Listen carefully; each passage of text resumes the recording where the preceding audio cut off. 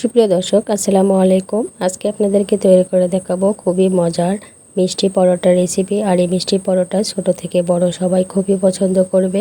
আর তৈরি করাও কিন্তু খুবই সহজ। পরোটা বানানোর জন্য প্রথমে একটা মিক্সিং বলে নিয়ে নিচ্ছি 1 কাপ পরিমাণ ময়দা। আপনারা চাইলে আটা দিয়ে তৈরি করতে পারবেন।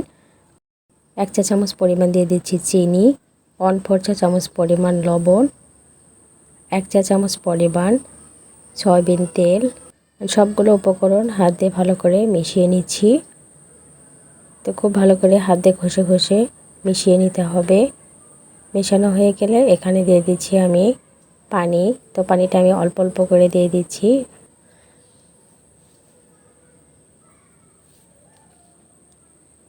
তো অল্প অল্প করে পানি দিয়ে আমি একটা ডো বানিয়ে নিব। আর এই ডোটা খুব বেশি শক্ত হবে না, আবার খুব বেশি নরমও হবে না। তো ডোটা আমি বানিয়ে নিয়েছি। আর এই ডোটাকে আমি রেস্টে রেখে দিব 10 মিনিটের জন্য। তো ঢাকনাতে ঢেকে 10 মিনিট রেস্টে রেখে দিচ্ছি। আর পরোটার মধ্যে যে পুরটা দিব সেই পুরটা রেডি করে নিচ্ছি। একটা বাটিতে 1 টেবিল চামচ নিচ্ছি সাদা তিল, 1 টেবিল চামচ পরিমাণ চিনি আর 1 টেবিল চামচ পরিমাণ নিচ্ছি গুঁড়ো দুধ। তো সমস্ত উপকরণ ভালো করে মিশিয়ে নিচ্ছি। মেশানো হয়ে গেলে এক সাইডে রেখে দিব। আর যে ডোটা তৈরি করেছিলাম সেই ডোটাও কিন্তু একদম সেট হয়ে গেছে। আর এই ডোটাকে আমি কিছুটা পরিমাণ ময়দা ছিটিয়ে ডোটাকে আবারও আমি 5 থেকে 6 মিনিট মেখে নেব। 5 থেকে 6 মিনিট পর মেখে নেওয়া হয়ে গেলে এই ডোটাকে আমি ছোট ছোট করে ভাগ করে নিচ্ছি। তো আপনারা চাইলে কিন্তু বড় বড়টাও তৈরি করতে পারবেন। যেহেতু আমি ছোট তৈরি করব তাই ছোট ছোট করে নিচ্ছি। আর এই ডোটাকে গোল গোল করে সমান করে নিচ্ছি। তো সবগুলো আমি এভাবে সমান করে নিয়েছি। তো এখন একটা ডো নিয়ে ওপরে একটু সামান্য পরিমাণ ময়দা ছিটিয়ে হালকা করে বেলে নিচ্ছি।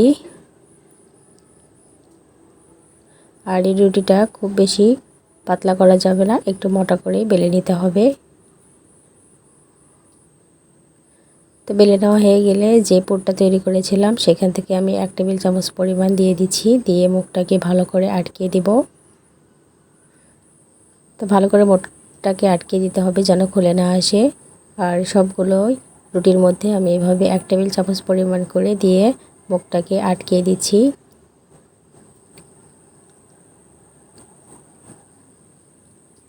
আর সবগুলো আমি এভাবে পুরটা ভরে নিচ্ছি। তো সবগুলো পুর ভরানো হয়ে গেলে আমি 5 মিনিটের জন্য রেস্টে রেখে দেব। আর 5 মিনিট পরে আমি বেলে নিব। আর খুবই আলতো হাতে বেলে নিতে হবে যেন ভেতরের পুরটা বের হয়ে না আসে। তো আমি বেলে নিয়েছি। তো সবগুলো রুটি আমি এভাবে বেলে নেব।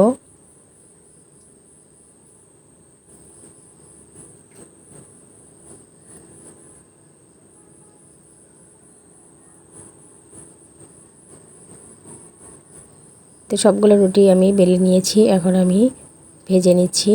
ভাজার জন্য একটা তাওয়া নিয়েছি। আর এই তাওয়াটাকে ভালো করে গরম করে তারপর রুটিগুলো দিয়ে দিতে হবে। তো আমি একসাথে 3টা দিয়ে দিচ্ছি যেহেতু ছোট। তো এক পাশ যখন হয়ে আসবে তখন উল্টে দিব। উল্টে দিয়ে আমি এখানে দিয়ে দিচ্ছি 1 চা চামচ পরিমাণ ঘি। আর ঘিটা কিন্তু ওপরে ভালো করে মেখে দিতে হবে। আপনারা চাইলে তেল বা বাটার দিয়েও কিন্তু ভেজে নিতে পারেন। তো এক পাশ আমি উল্টে দিব। আর দেখতে পাচ্ছেন পরোটা কিন্তু ফুলে উঠবে। দিয়ে তারপর আবারও আমি ঘি দিয়ে দিচ্ছি। তো ঘিটা দিয়ে রুটির উপরে ভালো করে মিশিয়ে নিব। নিয়ে আবারও উল্টে পাল্টে আমি এই পরোটাগুলো ভেজে নিব। তো পরোটা কিন্তু ভাজা হয়ে গেছে, আমি এখন উঠিয়ে নিচ্ছি। আর খুব সুন্দর একটা কালার চলে আসলে পরোটাগুলো উঠিয়ে নিতে হবে। আর বাকি যে রুটিগুলো ছিল সেগুলো সেম প্রসেসে আমি ভেজে নেব।